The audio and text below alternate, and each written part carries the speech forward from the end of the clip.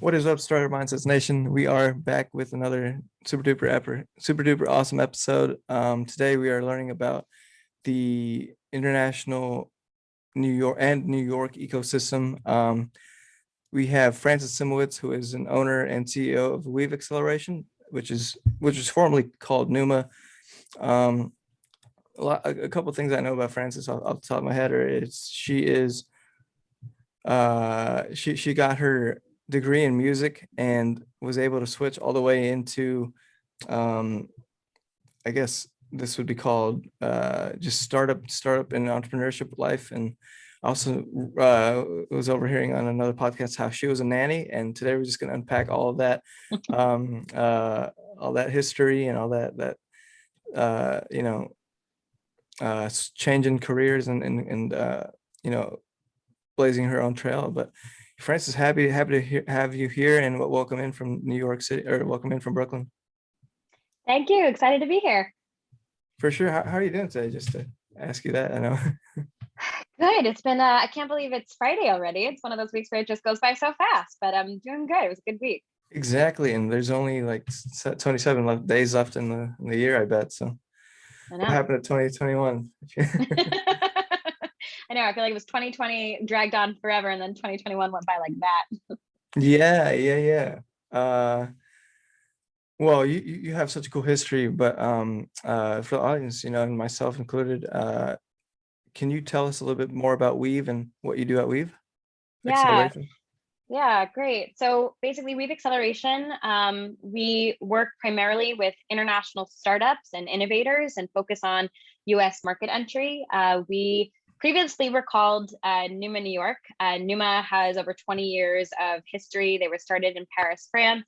The first accelerator program in France. They expanded internationally. We opened up the New York office about 5 years ago. And then in July, I actually acquired the US subsidiary. And so that's why we are now called WEVE Acceleration. But over the past 5 years, we've worked with over 120 different startups from over 25 different nationalities around the world. Outside of our flagship accelerator program, we also run dedicated government and corporate accelerator programs, and then learning expeditions for large multinational corporates like Google that help C-level executives also learn about the innovation happening in New York City and the US. Yeah, so is the idea like anyone who just wants to get establish a market presence in the States, they'd come to you and you'd help them with go to market, or help them get potential users, or just introduce them to people here who may need global startup use? Yeah, all of the above. So we work with pretty much growth stage startups. So these are not very early stage startups. So it's usually around Series A, Series B companies already, but they're coming from other countries. They have, established a value proposition abroad. They have a product, they have some traction, and now it's really about how do they adapt that in the US market. So we connect them to mentors and curriculum on how to do that, help them develop their go-to-market strategy, connect them to, especially B2B. We work primarily B2B with potential customers and clients, help them figure out and plan and strategize and prepare for a US fundraise, because the way you approach investors here is different than how you might approach them in Europe or other countries. And then hopefully by the end of the program, they're in a really good place to continue out expansion, build a team here. And so that's our main focus. To get into that a little bit more, for companies like in Europe or Mexico, wherever it may be, do you think that since the markets are so different, right? The US has a lot of, I guess, a bit different consumer demand and different business demand. How would you I guess just explain or talk to me a little bit more about how the US market differs from international markets, maybe like in the case example, and how what does it look like for somebody who has traction in another country but tries to get it in America? Like, is that hard, or is that like it's easier here because people have a lot more welcomeness to new technology? Like, what is that whole experience like? It's a bit of both, and it depends upon the industry. So sometimes some startups actually have an easier time here in some regards because people are more open to adopting technologies depending upon the industry. So for some industries, your sales cycles might be shorter, but on the whole, it's actually typically more hard. The US is a very large market, so it's very attractive for a lot of startups. They're like, oh my gosh, there's so much opportunity here. Like, this is where the big market share is where the high valuations are. But it's such a big market. Like, the US is not one market. There's the West Coast, there's the East Coast, there's figuring out where your clients are. Like, if you're selling to oil and gas, you need to be actually probably in Texas and Austin. So really, like, companies have to do a lot of work to kind of redefine exactly what their target market is. Also, the pricing and packaging is different. Like, if you're coming from Mexico, what your clients are going to pay there is going to be very different than what clients are paying for here. And I've seen some of our startups, go to market to sell with their pricing and packaging, from their home country, and it actually be undervalued because they're not competitive with, the other players here, and clients might think it's not as valuable because they weren't pricing correctly. Mhm. You also need to, like, the way things operate, especially if you're coming from like a fintech market, you have to re-understand the regulations here. Sometimes, we see a lot of companies that'll have multiple different products that are selling abroad, and they have to really pick and choose and be focused in the US on, like, what is the customer value proposition. And I find that my startups need to start thinking again like they're early stage, even if they're not, to kind of refigure out what is going to be the roadmap here. Instead of just thinking that one size fits all, and that just because the value proposition works abroad, that it's going to work here. And some companies even decide that this is not the market for them. Like, we had a company in one of our recent programs in Costa Rica that at the end of the program, the outcome for them was that they realized the US market wasn't for them. And that was a fantastic outcome. It's not always about, like, I'm going to spend a lot of resources here and do it, but like testing the market and doing that research, sometimes you discover this isn't the market for you. Yeah, yeah, yeah. What I guess what additional like services or help does Weave get founders who are, or just new teams that are looking to become more present in the US? Like, how does that work? Like, I mean, is it, you guys make a strong case for them to potential investors, or, Yep. new people like that? What was it like? Yeah, so the program, like our flagship program, is typically 10 weeks long. Sorry if you hear the Oh, sirens in the background. I'm in New York City, so I'm like, I couldn't tell where it was coming from. I was like, is somebody in trouble or something? yeah, it's just New York City streets. So yeah, the program's 10 weeks long. There's a combination of curriculums on specific topics that are very much like, how do I expand to the US, go to market strategy, sales, marketing, how do I legally set up and incorporate here? But then really the real work gets done in the one-on-one. So every company is paired with a lead mentor that's like very specific for their business. And so we had two examples of this in the last program. We had an e-commerce startup that was paired with one of the head of global e-commerce for Walmart as their lead mentor, who really understands their niche market here in the US. We had a prop tech company that was paired with one of the investors at one of the premier property tech investment firms in New York as their lead mentor. And they meet every week to go over different strategies, like what's the best way to enter the market, also introduce and open up their network as well. And then our program director also attends that meeting, and we're identifying, okay, based off of your objectives, like, who are the mentors we need to introduce you to this week? Like, are you exploring an M&A strategy in the US? Even though Yeah, that's not in the yeah. curriculum, we're going to connect you to a mentor that does that. That's also where we make sure once companies are prepared to take customer introductions, we're preparing them for those intros, identifying from the network who we should introduce you to. We're making sure that and if your focus is investment, that your deck is ready, that we're helping you do the research on, like, who are the right investors for you based off of the size of the checks that you're going after and the Wow, industry that yeah. you're in. So we do, and then we make those connections. We also have events that introduce them to investors. We have a demo day at the end, but it's very hands-on and tailored to each company's objectives. That's pretty awesome. Do you guys fund the startups like a similarly like to like a Y Combinator or like a Techstars? Like, do you guys get equity, or how does Weave? No, we don't. So one Yeah. of the things that we found when we opened up the offices was that when you are an early stage company, right? Like if you are pre-seed or just seed stage, you're fine with giving out 7% of equity in exchange for like $100,000. But Sure. when you've already raised, like one of our companies in the last program, when they joined, they have already raised $18 million when they joined our accelerator. So at that point, us taking 7% of equity is way more expensive. And so most of our companies pay actually a flat fee to participate of 25K. Oh, But when we work with an earlier stage company, which does happen, typically we see companies do need to be more mature to be really serious about the market. But we work with some seed stage companies, and when we do, we take warrants in the company, oh, sometimes sure. in lieu of a flat fee, or sometimes we'll do like a mixed model.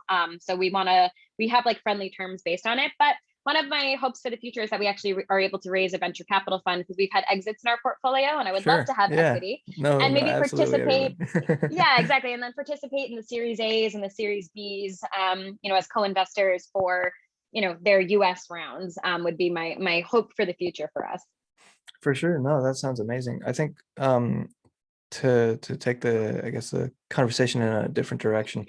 What I know you run an accelerator, and like to anyone's eyes, it just seems like, all right, we'll get as many the right startups here, and we'll help them out. But in terms of your own style of growing Weave, and your team's is goals for the future, what does that look like? I mean, does that mean I know you just mentioned raising a fund and getting equity and things like that, but what are some of the objectives that you guys have in terms of growth, and Yeah, yeah, I just want to hear from you. yeah, it's a great question. Yeah, we're in a really exciting moment because it's a very transitionary moment for us, since we just acquired the US subsidiary. And so right now is really like a moment where we're getting to focus in on what are the things that we do really well, what are the products that we're excited about that we want to keep building out, and what do we want the future to be for the company. And so right now I'm really focused on establishing and really solidifying our three revenue lines. One is the flagship accelerator program, but we've been doing a lot of also work with governments as of recent,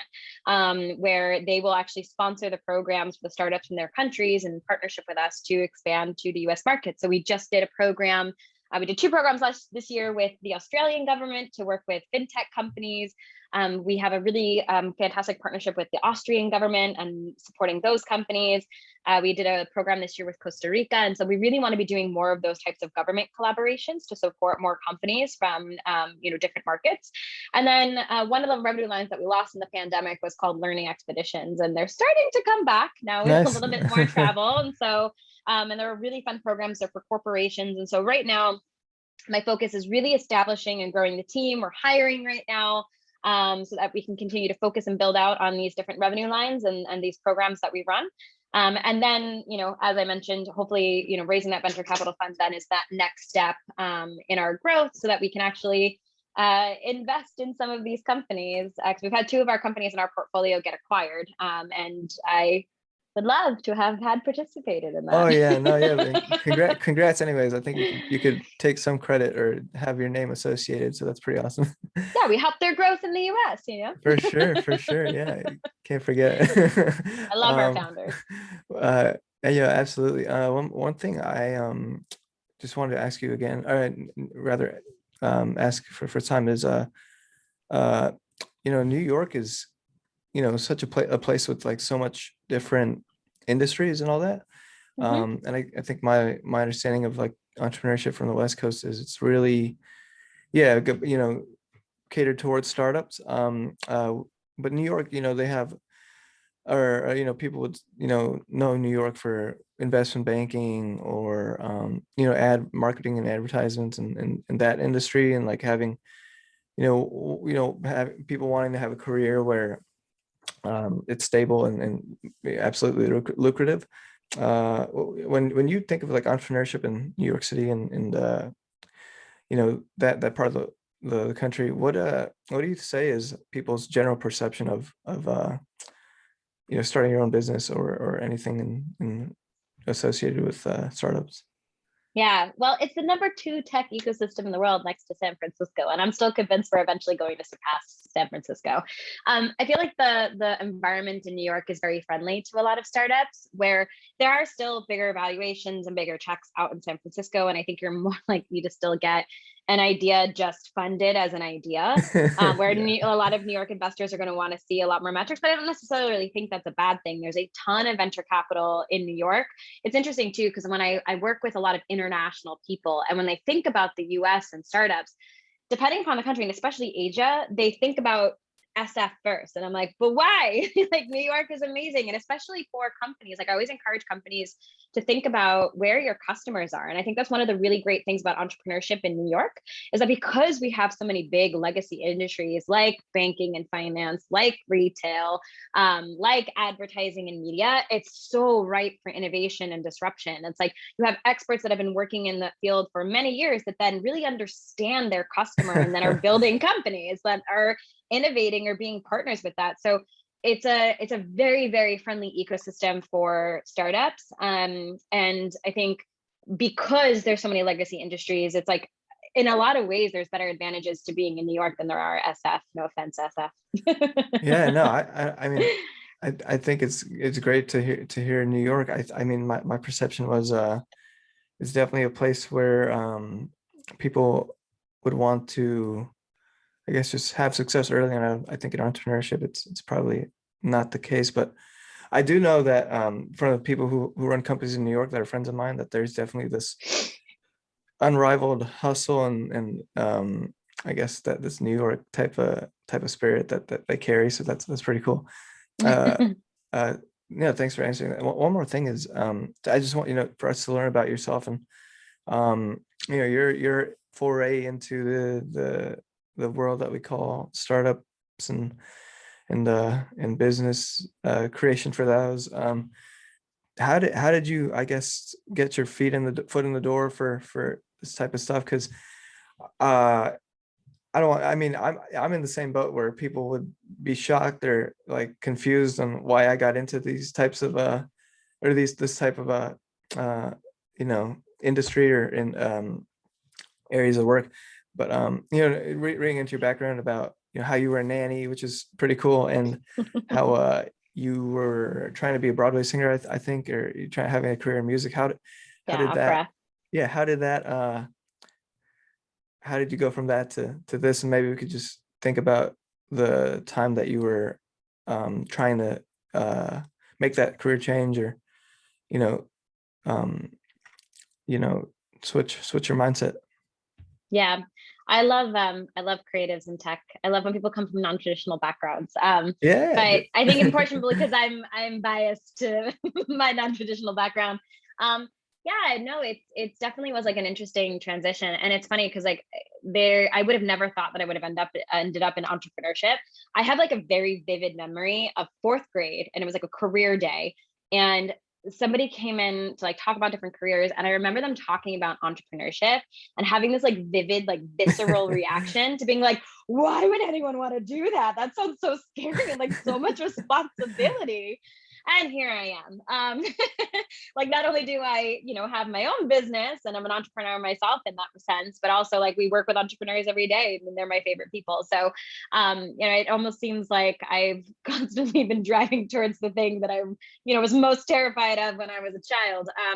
But yeah, I ended up studying music. It was what I loved. I loved the arts. I was an opera major and music education major in college, and I fell out of love with it for a couple of reasons. Like, I felt like I really loved community, and that's why I loved choir. It was like people building and singing and kind of creating something great together, which I now have in entrepreneurship and building community. But at the time, when you're pursuing a solo career as a musician, it's very much like the mindset of your success means my failure.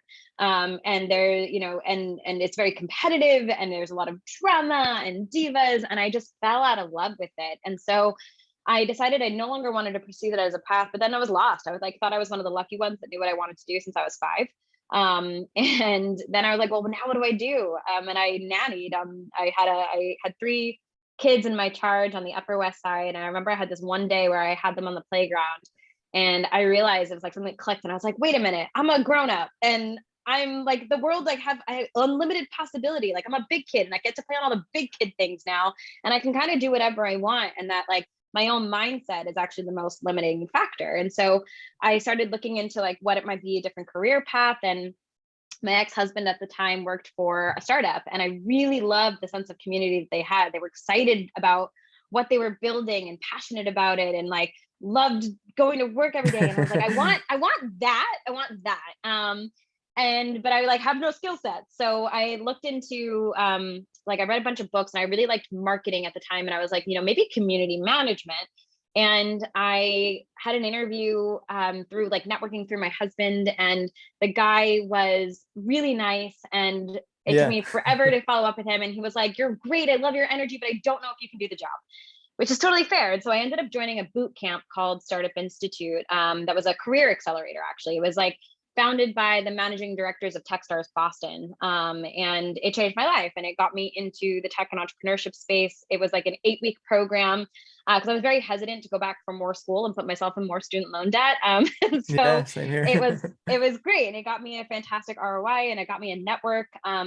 I then worked for a company called Sitter City, where I launched their New York office for their on-demand babysitting service, and also helped launch their operations in Boston and DC. And then I actually joined the Career Accelerator as an employee and got to actually see what it was like on the other side of an accelerator to work and to be building community and all of that, which then led me to Numa. And I fell in love with that model because there was a lot of creative aspects and community aspects that I think I originally loved about music that I found now in the work that I get to do every day. Yeah, no, that's pretty cool. I think that moment at the park where where you're like, I'm a big kid and I can do big kid things. That's pretty cool. I mean, me like kind of similarly, I was an English major, but I just happened to come back to San Francisco, and I would see new companies every day, like and new and people like well, I mean, for instance, like Uber was growing and Airbnb was growing, and all these new big companies like Twitter and everything, they're just continuing to not only grow in my hands, but grow in terms of workforce and grow in terms of just a better. I mean, the world was changing before my eyes, Yeah. essentially, right? And I think like me, I wanted to. I got into investing in 2017, and I mean, what I was doing was reading books like you, right, and like figuring out how I could invest in things, and then I liked it. It was fun, but I was thinking like, how could I do this for a career? And Yeah. yeah, me, somebody who always like also thought about journalism as a career, and I guess like this is a form of journalism. Yeah. So definitely just for people listening, I think that this is pretty easy to look at your current situation and say that, oh well, like 400 people said no, or like this is going in the wrong direction. Let's give up. But like maybe in your experience, like what propelled you to keep going when the narrative seemed what's that word, just uh not right, like people would see that your experience just didn't match up. Like what really forced you to keep going when things were mentally hard, or like you just didn't know if you were doing what you wanted to do? And yeah, what really made you double down or Yeah, I work think it's harder? two things. Yeah, I think it's two things. Like one, I think I always just am one of those people that I constantly feel like I have something to prove to Yeah. myself or to Yeah. some, I don't know who. And then the other thing is like once I find something that I really love or I'm passionate about, like I'm always very goal oriented. Like they talk about a lot of times, like a lot of people in sales like to hire sports people because they're really competitive and goal oriented. But I actually think the same is also for like high level performing musicians as well, and like certain creatives, because when you are training to be an opera singer, there's lots of lonely hours in the practice room working on pieces. There's a lot of like criticism and feedback that you get. There's a lot of like dealing with those types of aspects that are also like really valuable for certain sort of traits of resiliency and motivation. And so once I've set my sight on a goal, like I'm going to achieve it. I actually have a really hard time in celebrating achieving goals because Wow. I'm like, I feel empty after I achieve something. I really like the process of achieving, and then once Yeah, I've done that's it, I'm like, awesome. well, now that was a letdown, and then I'm on to the next thing.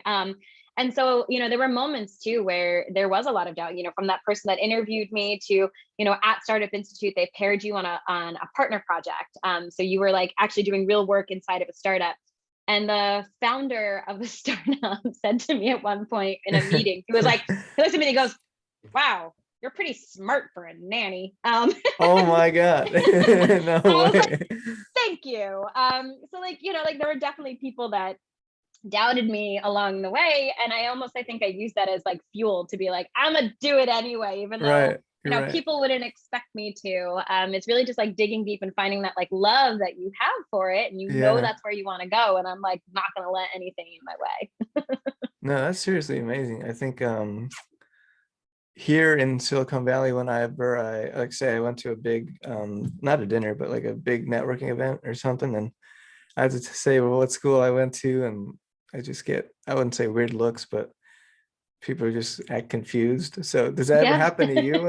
And or has that ever happened to you where you like, and what do you, I mean, what do you think makes the world a place, or corporate America a place where you are respected by what degree you got, or like what you know bank you worked at? Like, what do you think is wrong with people? I mean, not necessarily wrong with people. What do you think makes people want to have this checklist of things that people have done to validate their ability to do a job, or to even be you know worthy of having a conversation? Like, Yeah. why are people like that? And like, you could ask That's me a too, No, that's a great question. I'd also love your perspective on it. But sure. it's interesting because I like argue with people about this in specifics. Like I actually was Yeah. at dinner with a friend of mine who was like saying that like how terrible it was that like his friend's mother wouldn't let him go to an Ivy League school because it was too expensive. And I was like, you don't need to go to an Ivy League school to be successful. Like I feel so strongly about that.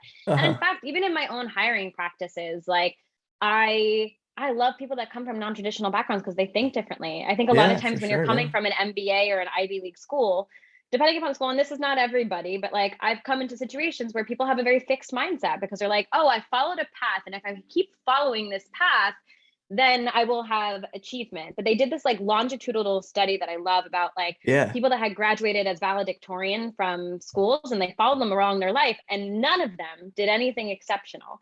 And so I think that it's like well, it's true. Like I mean, they maybe got good jobs, but like it's not the people that are starting businesses. It's not the people that are like going off and doing like super crazy creative things and innovating, because that mindset of like Mhm. I'm doing the steps doesn't get you out of the box to like actually do creative things. So I actually really like hating like having creatives or other types of backgrounds in my company because I just think differently. And I think there is a bias because people want to feel validated and they want to feel like they are known quantities. And so if Yeah, they sure. Yeah. have the Harvard on their, Yeah. resume, that they're like, I will be accepted. And so then they will only accept other people that have that because they feel themselves like, oh, if I'm validated from this, I'm going to validate other people like this. And it's a pervasive mindset that has kind of gone through our society and certain hiring practices and businesses. And I think it's just something that's not true.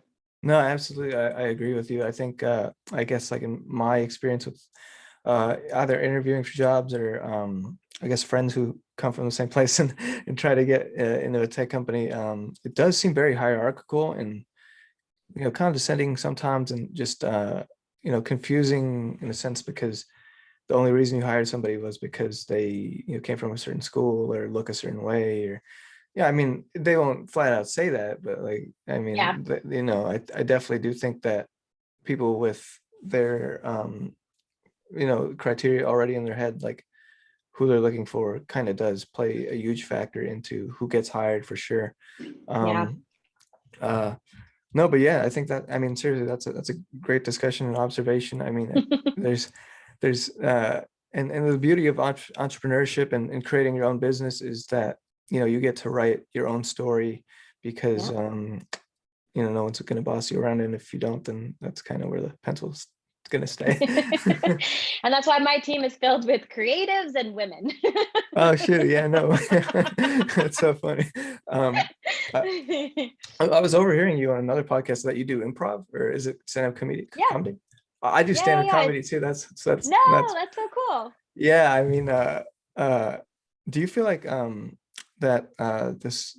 I think like the way to ask it is, what what skills from, I guess, not just music but being a creative, do you think that really are intangibles in the work that you're doing as, running an accelerator for international companies, like that people wouldn't see? Like, I mean, maybe there's soft skills, but in essence they can also be hard skills because they can't really be taught. Like, you can't really teach anybody creativity or ambiguity or being comfortable with different ideas. Like, what do you Yeah. yeah, yeah, Yeah. what do you think? No, I think there's a lot of that. Like I've spent a lot of time thinking about both my music background in transition to now, and then also like improv. Because so I perform in New York City at Magnet Theater. I'm on a house team for music improv comedy. So like we get a suggestion of anything at all, and then we create a musical on the spot with like songs, dancing, Wow, like no made way. up songs. Like people like are terrified of this, but it's so much fun. But a lot of those skills are things that I use every day, both from like listening, which is like super critical in sales. Like you have to be Uh-huh. able to listen to what people are saying and your clients. Things like dealing with ambiguity. Like just yesterday, I was in we were in a situation. We have a big client project that's happening in January, and they're supposed to come to New York. It's supposed to be an in-person client project, and they, because of the current variant with Omicron, they don't think that they can travel, and so they're asking us to entirely pivot the experience and do a virtual hybrid thing where they'll be in France and we'll be in New York, and we'll be doing like kind of taking them through the experience of the conference that we were going to have, like and stream it there. And even last night, I was having dinner with friends, and they were like, "Most people would be upset about this." I'm like, "No, this is an exciting challenge. Like, you just have to like yes and basically any experience that you're in." And I'm like, "This is an exciting new opportunity to be creative, to try something different, to create something new, to use other skill sets." So like, you're given a challenge, and I'm just like, "Yes and like, let's do this. This is going to be so much fun." And so like a lot of, I think, the creative, like for me, I'm like, oh my God, I get to play. Like this is creative now. I get to design something new. And that mindset, I think, is really beneficial because it gives me like a very good comfort in ambiguity, in getting to be able to, it just like improv and music, it just has really translated to it. It's a lot of soft skills, but it makes a huge difference in my leadership ability and in my Yeah. ability to handle challenges as they come. No, yeah, I think that's super fascinating and really, it's really unique. And I think there needs to be more adoption of people from these backgrounds and ways of thinking, for sure. Before we wrap up the show and ask you our patented like two questions, well, the first one rather is uh so if you were to go back in time and be able to talk to your 20-year-old self, what advice would you say to Francis and back in the day? And yeah, like, um how did that conversation go? Yeah, I think 20-year-old Francis was a very different Francis than Francis today. I think the thing that I would want her to know most of all is that like life is not fixed. I think that was like an important lesson I've learned over life, and it's kind of been a theme in a lot of things. Like you can always change, and change is a beautiful thing. So not Mhm. be afraid of change, to embrace it. Changing trajectories, changing your path, changing your thoughts about yourself or what life should be. I even see like people in my family that have this like fixed mindset of like, well, I'm in my 50s and I didn't achieve any of my dreams. Oh So I man, guess, yeah. oh well, my life is over. And like your life is never over, that there's always more that you can do, there's always more that you can create. And that because I think I felt that way sometimes when like I decided not to do music. I was like, well, what am I supposed to do with my life? Like, if it's just like, am I not going to do anything? And like, am I going to be like, what if like, where am I going to be stuck? And that you're never actually stuck. There's always different ways that you can move and find the next thing, find your next passion, get yourself out of certain situations. And I wish that I had known that. It took time to learn it, but it'd have been nice to learn that sooner. No, yeah, I think that's so awesome, and just being able to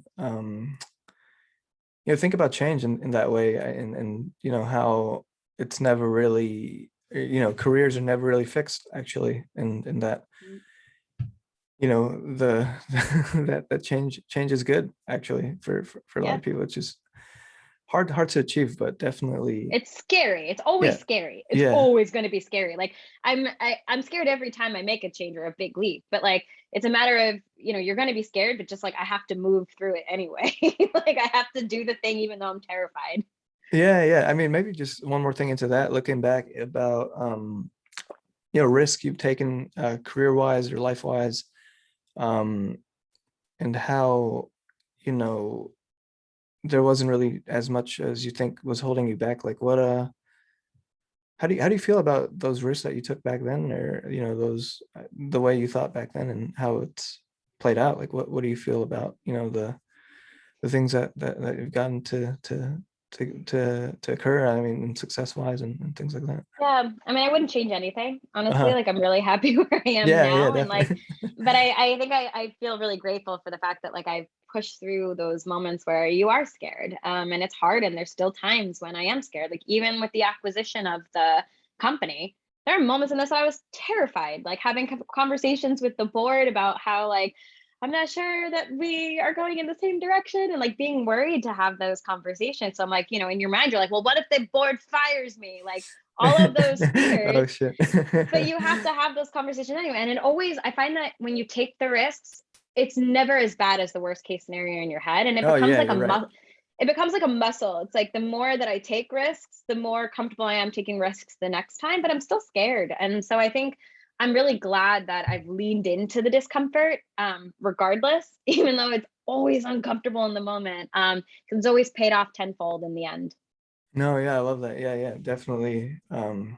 Something that we're noticing with people we talk to who quit a job to create a company, and that's actually pretty life changing actually. So Yeah. so Yeah. so um the next question we want to ask you is, how would you define your own startup mindset? And by that is just how you think about startups and mindsets in conjunction, or however you want to take it. That's I know. actually, I'm like, I feel like I've been talking about mindset the entire yeah. call. I didn't know you would, but No, it's funny. I always joke that like when I have children, I'm gonna raise them on an entrepreneurship mindset. I'm like, go figure out building a company so you can have dinner, kids. Just kidding. But like I think it's like the most important thing, like those things like taking risks, like becoming friends with your fear, right? Like it's always gonna be there. Like I think people have this like perception that, those that are very successful or that have their own business, like they're fearless, right? If you're feeling stuck, like it's always going to be there. Becoming friends with your fear, finding the fun in what you do, like that mindset of like I'm going to have fun with this, like this is going to be, I mean, I think that's part of my creative. I'm like, this is playtime. Like a yeah, no, business every yeah. day feels like playtime. I get to play all day long, and it's great. So I think finding the fun in the things that you're doing, um yeah, I mean, like mindset is kind of the game when it comes to entrepreneurship and like developing those things. And luckily, like those are all things that you can develop. Like you can change your mindset from a fixed mindset to, a more open and flexible kind of mindset. Like these are all things that you can work on if it's something that you want to. Wow, yeah. I mean, I just got to second you on that for sure. Um, that's this has been such a fun and learning experience. I mean, learning experience for me, and great to get your take on what's happening in New York, and how you guys are changing trajectories, and definitely growing personally as a company as well. So it's been an honor to have you on. Last thing here Thank is like, you. how can people follow you guys on social media, or learn more about Weave and future endeavors you guys have? Yeah, so we're on LinkedIn as WEVE Acceleration. Feel free to check us out. We are also hiring right now for 2 positions. And you can also feel free to send me an email. I'm Francis at weaveacceleration.com. There you have it. This has been episode 44, or guest 44, and a super amazing conversation. So friends, thank you again for the time. Thank you, Dana. It's super, super much fun today. Appreciate it.